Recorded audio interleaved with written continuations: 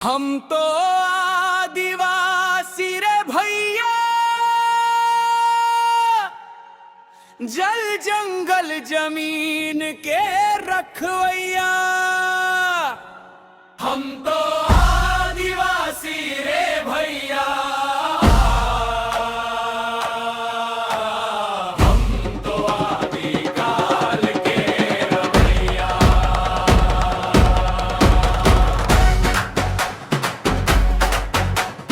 हरिर जंगल निर्मल नदिया, ये च हमर धन दौलत भैया। पहाड़ के छाव में जन्म लेके प्रकृति संग जिए के सिखैया। धरती दाई के मान बढ़ैया, जल जंगल जमीन के रखवैया। हम तो आदिवासी रे भैया,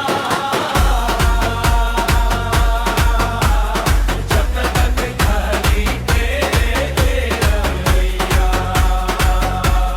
हम तो आदिवासी रे भैया, जो तो अडिकाल के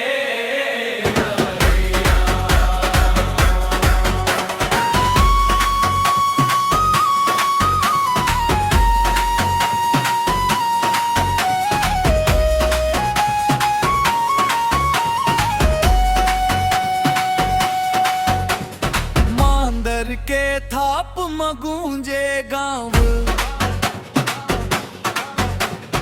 कर्मा सैला में झूमे पाँव।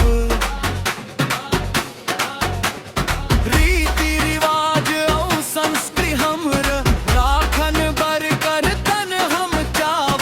पुरखा मन के सिख सहजैया, जल जंगल जमीन के रखवैया।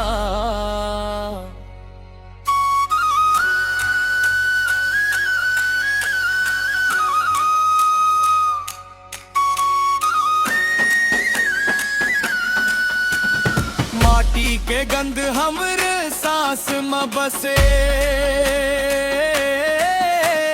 नदिया के गीत हमरा बोल में हसे।